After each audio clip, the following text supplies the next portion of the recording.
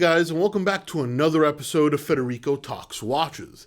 Today, I'm once again answering some of your questions, such as, are we gonna, or should we expect, a redesigned Omega Seamaster this year, the 300, and is Rolex trying to move up into the Holy Trinity with Tudor taking its place? All that and more in today's episode. Now, of course, before we get started, customary wristwatch check. Today I'm wearing my Piaget Polo 45 flyback chronograph GMT, my big chunky old sports watch, absolutely loving it. And also guys, don't forget to check out delraywatch.com. We just put up like 30 to 40 new watches and we're still going, including a Rolex no-date Submariner 114060, an absolute beauty. A very rarely seen Cuervo y Sobrinos Pulsometro that is a chronograph with a central minute counter in that very overly stylized case. I absolutely love this one.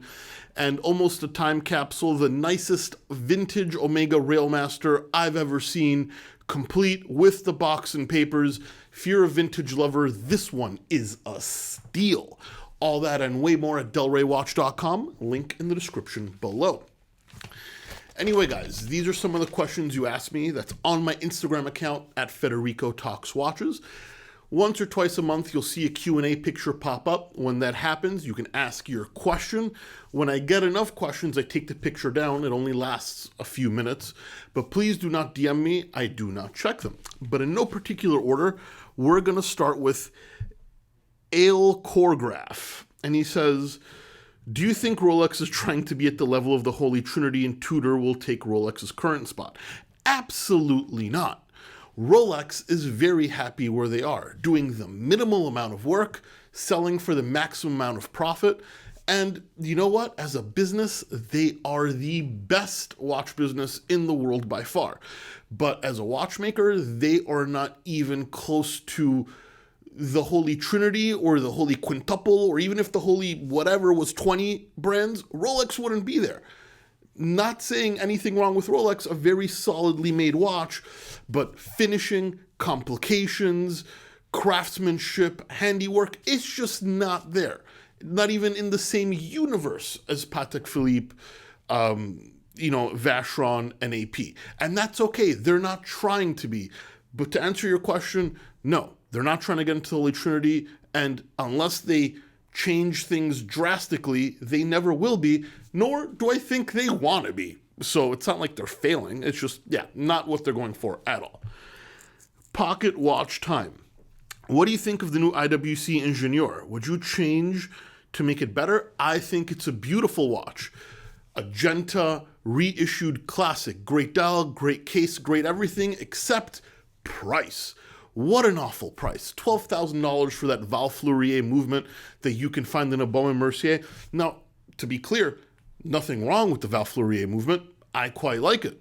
I also would have liked if they would have put an edit in it. But with that movement, it should be $7,000. And that, my friend, is brand new at full retail and still pushing it. At 12 grand, well, it's some kind of sick IWC pricing joke. I hope someone gets fired. Beautiful watch. Disgusting price. They should give you $2 for what they're charging. Stefan Leslie, what do you think? When do you think we'll see a new Omega Seamaster Professional? Stefan, I think no time soon. I mean, the last one was just released a year or two ago, which in watch terms is still an infant. I mean, they don't redesign classics for decades sometimes. And the Seamaster has been redesigned a few times. Went from the wave dial to the ceramic flat dial, and now the ceramic wave dial. And that's probably in the space of 15 to 20 years. It's 3 different versions. That's pretty rare for an icon. So I wouldn't expect one anytime soon, unless it's in addition to the collection, or unless this one is selling particularly badly, which it isn't. So I think you, my friend, are going to have a very long and possibly impatient wait. Ryan McClaff, do you believe decorating a movement is underrated or overrated? To me, I just don't feel like it justifies the insane pricing. I feel like it's underrated, so I disagree with you, Ryan. Do you know what it takes to decorate a movement? I mean, yes, let's be honest, it doesn't change the functionality. and you can have perfectly beautiful machine finishing. But that's the difference between a really good watch and high horology or, extremely exceptional watchmaking. I mean, you have hours of labor, hand filing and decorating, hours of skilled artisanal labor. That's not a $10 an hour job. These people are charging $100, $200, $300 an hour. And to do a whole movement at almost microscopic levels and to make it perfect, I mean, that, my friend, is beauty. That's art. That's passion. And that costs money. I think finishing is what separates a high-end watch from a top-tier watch. So for me, no, it's absolutely underrated, not overrated, but you may disagree, and that's fine. But that's the difference between something that just tells the time and a piece of very special high-end art. Nothing wrong with machine finishing. Most of my watches are machine finished. In fact, I don't think I even own a watch that's fully hand finished. And that is fine because I'm not there yet. But that is something I aspire to own because to me, that is the pinnacle of watchmaking. But feel free to disagree. Dan Baluta, what do you use for the gym? GShock Smartwatch? This may shock you. So yes, actually, first it may shock you that I go to the gym, but I did start about a year ago. And I bought a GShock to wear at the gym because, great excuse to own another watch and to own a GShock. But no, I actually end up not wearing anything to the gym for a couple reasons. One, I don't like anything on my wrist. When I'm lifting, it just kind of bothers me. Whereas in my day-to-day life, it's fine, but I just don't like the feeling of something on my wrist when I'm lifting weights. And also, to be quite frank, I don't want to stare at the time. The gym is something I just try and get through, be it an hour and a half session or whatnot. I feel if I have the time always accessible to me, that it almost seems to take longer psychologically.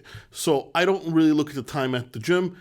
I just try and finish all my reps, finish my sets, and hopefully by the time it's done, I look up at the clock and I was there for as long as I needed to be. But I'm definitely, it's just not something that A, is comfortable on my wrist while working out, and B, it's just psychologically not a great thing for me to wear a watch at the gym, but that's on a personal level. However, I did buy a GShock for that purpose. It's just not being used for that purpose. Anyway, guys, quick video today. That's it. But please give it a thumbs up if you enjoyed it. It really does help. Don't forget to subscribe so you don't miss any more content. And go check out the massive drop of watches that's happening today, tomorrow, and probably till the end of the week at Del Rey Watch. Some beautiful things are going up. Thank you so much, and I'll catch you in the next one. Take care.